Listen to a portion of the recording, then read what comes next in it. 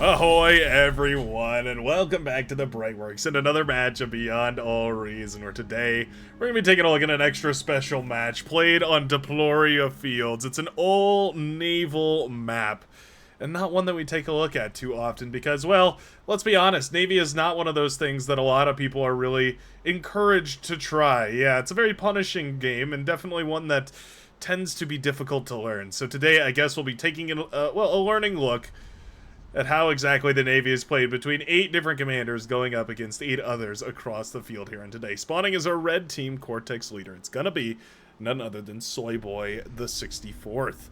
Coming in here at 25 open skill and gonna be showing us what they've got in the water faction here. A little bit late on the draw, a little bit of a stall there on the commander. All the other commanders here getting into their title generators, their mexes, all that sort of stuff here. Our red commander, a little bit slower there, maybe queuing things up or planning out some strategy, maybe typing in chat, but going to be getting this game underway either way. Spawning all the way on the other side here as the blue commander, spawning as an Armada commander. It's going to be, can I do anything to... I want to get under the water. Our blue Armada commander here today for the blue team. It's going to be none other than IVK. IVK for 26.23 open skill. And yeah, showing us some Armada gaming. Now, Armada has not been favorable in the factions recently as far as Navy goes. Legion, of course, has not their own Navy yet. I do understand that that is the current in-development task here for the Legion team. And yeah, as I understand it, it's going to be a gigantic update when it comes out, right? Because they're going to be launching T1 and T2 Navy, as well as, I'm assuming they're going to include seaplanes in that as well, since they haven't already. It's going to be a huge patch, so I'm very excited for when that does hit the field. But for the time being, they just have Cortex Navy.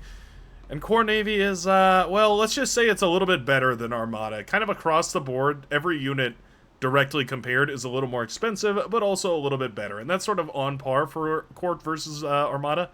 However, in Navy, it's even more accentuated, right? That advantage is even more prominent because one ship going down over another can be essentially a game-winning trade. Whereas in the early game of the T1 era, it's not necessarily going to be your game over maneuver. Oh, interesting. Okay. This will be a seaplane switch here for the blue team.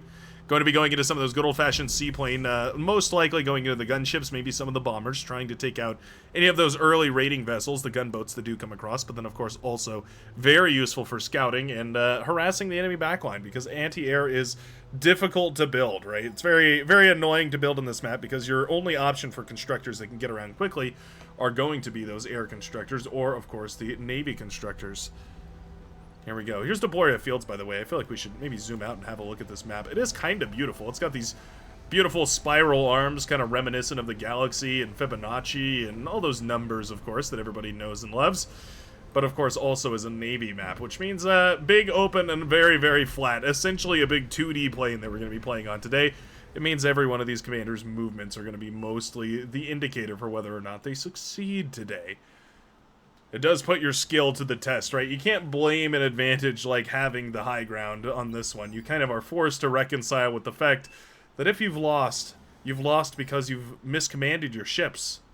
Ships have gone down at your command, and that was your fault. A heavy burden that rests on a commander's shoulders, for sure. One that I'm sure all of us are thinking about constantly as we play Beyond Our Reason, and every time a unit does go down. A couple of herrings out here today. Switching from such a difficult subject here to the compositions in question, we have herrings for the Tan Commander, a Kyle, going to be sending those to try and poke away at the frigates. The frigates shouldn't care about these. They should just be able to hunt down the early herrings. There's quite a few of them, I will say. I hear harassment. Oh, there we go. Yeah, okay. We've got gunboats firing away now. All right, nice. We have a Legion commander actually going for some Navy here. So, questionable, because these metal extractors only produce 1.4 when instead they should be producing 1.7. And again, when you're in Navy, you can't really afford that 20% loss of resources. What I really wouldn't mind here, yeah, in fact, we already have it, is just handing over a constructor of a different faction. And then what you use Legion for is to go for hovercrafts in order to actually build the overcharged metal extractors, because you can build those underwater. You just have to build them with a hovercraft, or a aircraft, of course, if you could manage to find a spot to put it on this map. I don't think any of these islands are quite big enough, though. Maybe if you flatten them off with metal storages, maybe you could pull it off. The other tricky thing here, one of the, well, so interesting fun fact here, the Deploria Coral it speeds up tanks for some reason. Yeah. Absolutely no idea why that is. But it does. If, for instance, there were a tank driving along the bottom of the ocean here, I guess you have amphibious tanks, but there's nowhere for them to pop up and attack, so kind of leads to nowhere. But if you had some tanks crawling along the bottom of Deploria, yeah, they would start to gain a little bit of bonus movement speed in the coral. And also, I'm not sure why that is. I feel like it'd be a disruption, right? Anyway. Legion torpedo launcher trying to defend against the red frigates right here, but this is lovely stuff. We also have the gunboats moving around, more so doing some scouting, and then the frigates are coming in for the firepower here. They will be able to take down this torpedo launcher. It will probably kill one of these. Oh, maybe not. Okay, gets very close, but doesn't manage to kill this. And, yeah, all of a sudden, the green base is in a ton of trouble. Build power here does start to fall. Constructor in a little bit of trouble as well. We have the, Oppressor, and we also have one of those eel submarines firing away. Eventually going to be enough to kill most of this.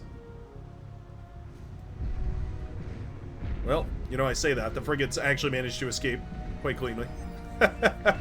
Oh, no. Our purple commander might have been able to reclaim. Yeah, was trying to reclaim that ship right there, but just didn't quite have enough build power for it. Very expensive going into the eels, and then also the build power. It's all very expensive in the Navy. Oh, this hurts. This hurts a lot, losing this early build power. An extra 260 metal per second down the drain. Oh, did we reclaim that? Okay, might have reclaimed that. Love the frigates here, though. Beautiful stuff. Gunships, torpedo gunships going to be up in the air, and so at the very least we will finally clean these up. Submarines as well, going to clean up the frigate in the backline. But yeah, constructors are going to have to get back onto the build power here if we want to claw back into this here. Plane field going for some eco-scaling with the energy turbines, the water turbines, tidal generators in the backline here. And a very far forward position right now for Ceres, the Cyan Legion commander. Now we do have a oppressor firing away at a commander right here, about 6% damage per depth charge launched. A single destroyer, a single oppressor can kill a commander. This one is, of course, escorted by that frigate quite nicely here. Repair, nice repair. Coming out from Cyan. Will keep the boat alive at least a little while longer. Oh, those frigates have a great surround, though. Yep, and eventually they do go down. Legion commander firing away those torpedoes. It doesn't have a laser beam. It has a torpedo launcher underneath in the water. Kind of cool. Functionally, exactly the same, but kind of cool. It's actually not exactly the same, because it does mean that it does mean that basically you can miss. Your torpedoes can miss. The laser doesn't tend to miss nearly as much. Great damage right here from the blue commander, though. These early gunships have really paid off. No anti-air as predicted by our blue heroes. All of a sudden, these torpedo gunships can just target down these structures in the backline. Effectively speaking, the maroon commander is out of the game. Laboratory goes down, build power pops. There's a couple of constructors in the back. I'd love to see those targeted here as well. The thing is, these gunships are rated for T1.5 as opposed to T1, so they actually can take quite a few hits from those early anti-air ships. You need a lot of them in order to shoot those down very efficiently. Giant naval brawl on the northern side here. And to nobody's surprise, it's all in Cortex. Entirely Cortex here. We do have single halberd. So the thing about halberds is they're actually really, really good against Navy. The problem is they just have incredibly tiny range. If you can get them to actually fight Navy, they'll do phenomenally. They just won't most of the time, is the issue. Ceres reclaiming all this. There is no destroyer for our yellow hero, so it does mean that Bacon Mantis won't be able to kill that commander. And in fact, it looks like Ceres managed to get the kill on the yellow commander here and secure it on the southern side. And man, these torpedo gunships are still a thorn in the back of the red team's bases. Oh, I love this. This is exactly what we're looking for here, because of course all these units are pretty slow as well. Difficult to get them across the field into the position that you need them in. Once one of these tidal generators pops, looks like it makes it a one-shot here for the remainder.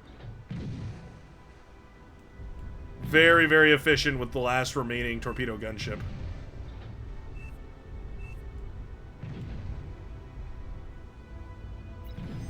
Oh. There we go. I'm hoping for a chain reaction, but I don't think we're going to get it. I think our blue commander's thinking about that too. Not quite. One gunship in the backline. We also have a little entourage of submarines. Okay, this is cute. You know what? If you only see frigates on the field, you may as well go for something like this. Frigates only capable of seeing above the water. They can't actually see below it. Means that they are blind to submarines, depth attacks. Yeah, all of a sudden, wait, these submarines are actually huge. They're going to run right into Wanting Sparta, the pink commander here, who is building a submarine of their own, but this is 5 eels. 2,200 metal worth of units for reference here. Giant navy for the Tan commander. I suspect some of that's been shared around and extra resources have been passed. Yeah, in fact, you can see the Tan actually doesn't have anything. Only has the, or sending all the resources back here to the hot pink commander and then is getting the boats from their production. Wanting Sparta is fleeing for their life. Yeah. Always a risky moment when the commander is running away here. And, ooh, torpedo misses. That one will hit. Boom goes the commander right there. Was that the value we wanted? Maybe sniping the laboratory first would have been the ideal play here. But at the very least, these can continue to go around as long as... Yeah, I mean, there's no destroyers. We do have the submarine. Eventually, the submarine will deal with this. T2 constructor sub, also trying its best. The submarine is a little bit caught. Oh no, don't tell me it gets the kill on the T2. Oh, the T2. Why is the... We need to micro our submarine, sir. Oh no. Wanting Sparta not microing the submarine. You just gotta click it. Just click it forward. It is currently trying to fire, but is blocked by the little underground pathway. There we go. It nudges an inch forward and fires a torpedo to kill that eel. Ugh. That was way, way more damage than that was supposed to get. Soyboy 64 beset upon by the brutal Puffin, as it does obliterate that commander in a mere moment. Yeah, these gunship are so good. Love the play here from the blue team. Huge oversight from the red not to get into any kind of air whatsoever. They were taking a huge gamble on the northern side, just being steamrolled by the fact that the tank commander didn't go for a lab, didn't go for anything like that, just went ahead and basically straight up handed all the resources to the hot pink commander and claimed resources on the front. Southern side went so early into T2 though. Oh my goodness. Yeah, we've got this T2 lab up, and that's great. We've got the T2 metal extractors coming. Never mind, we had the T2 metal extractors coming up. But what is it worth if the enemy just builds some units and sends them to the backline? And ladies and gentlemen, boys and girls, commanders and commandants, I'm pretty sure this marks the end of our game right here. The southern side completely overwhelmed by air to navy firepower, launching those torpedoes out of the one-eyed port there of these Puffin gunships. Supreme, certainly. Yeah, anti-air's gonna fall. The Puffins are just strong enough to tank it. We needed anti-air. Past tense. And now Cyan can continue to storm through these bases. Not to mention, of course, all the reclaim is going to be delectable. We do have those red subs moving out now to try and eat some of that up. The Puffins still getting value, killing constructors wherever they can. But the reinforcing Puffins just sent on up north. This is a great use for them as well, of course. You can just send them on the defense. Now, bear in mind, there are enough anti-air ships here that we can basically shut these down. But yeah, every one of these torpedoes they launch does a significant amount of damage. Wouldn't mind some bombers, though. Torpedo gunship's not going to help much against the hovercraft. Certainly one area the Puffins struggle is against those hovercraft. We will need the sabers if we want to counteract those. The blue commander has not switched over to saber production quite yet. Tan has broken the northern side. All of a sudden, we've set ourselves into a beautiful little yin-yang match. We've got the northern side completely crumbled right here by the tan and hot pink forces. We've got the southern side crippled by the blue airstrikes and then moved in on by the cyan hero, Sres. Middle of the map porked up so hard that nobody's moving through there without significant efforts. I cannot believe these hovercraft, though. Cannot believe that there's a commander sitting right here watching these hovercraft destroy their base. I'm just saying, if I was that commander, I'd step 3 steps to the right and deal with this issue. Some folks just want to watch their world burn. Azek the Butcher going down. Destroyed. Boom goes our powder blue friend on the northeastern side, pardon me. Frigates and destroyers. Yeah, nice little clash right here, but I think ultimately this goes in favor of, obviously, the commander that can actually reinforce their troops. Puffins. Well, okay. Gonna turn the tide of that, actually. All this anti-air. See, if we volley fire, if we just target down these units these ships one by one, we can't actually deal with the anti-air just by popping them one after another. You can also attack command. Attack command will distribute through commands by one at a time. Or you could just go in with a bunch of dolphins. That works pretty much phenomenally as well here. Frigates and destroyers. Actually, it's all destroyers in the back line. We have one frigate and the rest are oppressors right here. 2 frigates, mind you, actually.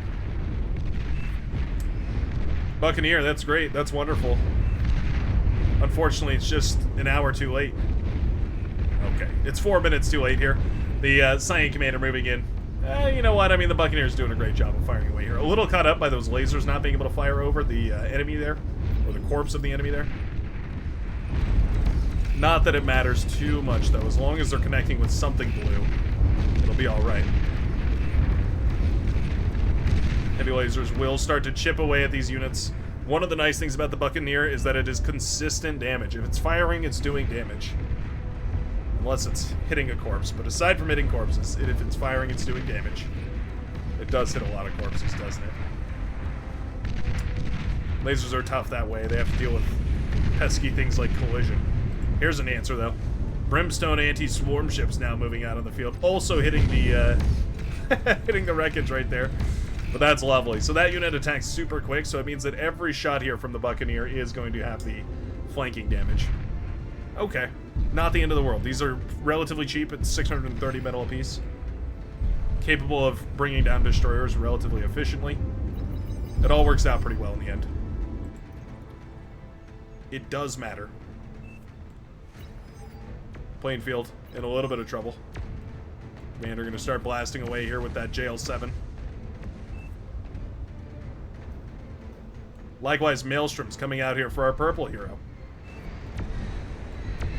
And the great task does now fall to Plainfield to clean up these hovercraft that have randomly been swarming around here. Wolftrox apparently maybe stepped away from the computer or something. Yeah, got that T2 lab up and lost it almost immediately. And I guess decided to take a little break from the game for today. That's okay. That's a healthy response to getting annihilated in a game of Beyond All Reason. Submarines now picking apart the T2 lab here of the Green Commander. I feel like every commander here suffered greatly from underproduction, right? Could have just produced more units instead of the T2 lab. Obviously risking it for the biscuit. An understandable gamble. But one that's paid off immensely here for the Pink Commander, who just produced a ton of units on the northern side. And it ended up meeting a complete overwhelming. IVK trying to hold it together right here. The Blue Commander desperately low on resources. The Kyle is walking forward. We do have a submarine out now to try and harass this. The Blue Commander also moving in. Going to be trying to do a little bit of flanking damage. Torpedo launchers. Well, that's a lot of damage. That's a huge amount of damage. Goes for the self-D. It won't connect, though. IVK survives. And that will be a juicy 1.25 going back to our blue hero. Spawning, or still spawning, still playing on the northern side here. Loads of torpedo launchers. Love that. Res subs will be the next ideal choice, right? Trying to resurrect as much of this as possible and then ideally put it into an army.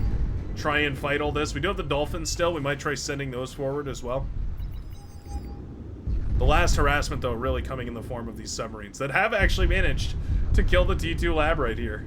How unfortunate is that? Yeah, the Purple Commander going down to a couple of submarines as now they try and fire away. We're going to set up a torpedo launcher.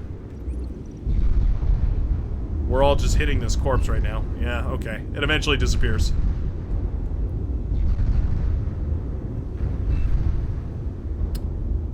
Submarines prioritizing everything but the static defense does mean that eventually most of them will fall. Buccaneer here to ensure it, though. Okay. And the laboratory was completely lost, which is very unfortunate here. We have the metal to rebuild it, actually. It's just a matter of the build power and the build time, of course. Dolphins. In a very strange way, Dolphins can become a secret superpower of the Armada fleet. If you have the metal to waste on Dolphins, if you have the metal to completely surround your enemy by just covering them in Dolphins from all angles, they actually can become suddenly a super, super powerful unit on the field, even up against T2. The issue is it's extremely wasteful, so you have to go for that play if you have the metal to spare. Submarines here thinking about it. A lull in the game. An excellent opportunity to mention that if you'd like to play some strange games like this on your own or with a group, you're more than welcome to join us in the Beyond All Reason Brightworks Discord channel, which is linked down below. I heard that the link is broken. I'll double check that, but it is a permalink. It should work 24/7. Let me know, though. Comment down below if you're having trouble accessing the link and you'd like to join the Discord. Also, where a lot of these replays are sent on over, in case you'd like to see your own bizarro naval games casted here, or whatever else you hooligans manage to get up to. And I'm very happy to take a look at whatever matches are put in that replay submission channel. Sackwatch. It's like a play on Sasquatch, but not really. It's, yeah, anyway, the Brown Commander here, going to be taking some heavy hits. Torpedo launchers eventually cleaning all this up. Those submarines no longer covered by the little underwater mountain. And it does mean this base will eventually be rebuildable here, but yeah, not a lot of resources left for our Brown hero.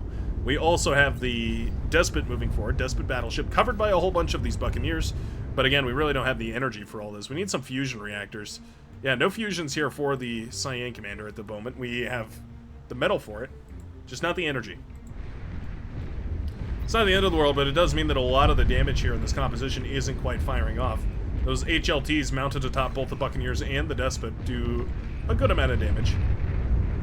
Commander self-destructed. And indeed, that will be all it takes to push the red team out of this force. Nice expansion on the southern side, grabbing all these metal extractors and taking advantage of the little bit of an eager advantage that the blue commander bought and prying that into a game-winning one. Wonderful stuff. If you enjoyed this Navy shenanigan, of course, feel free to like and join the Brightworks Discord or the Brightworks YouTube channel. I'm always happy to greet new members and watch this wonderful game grow. But other than that, I hope you have a wonderful rest of your day, and I will see you in the very next match of Beyond All Reason. Peace out, everybody.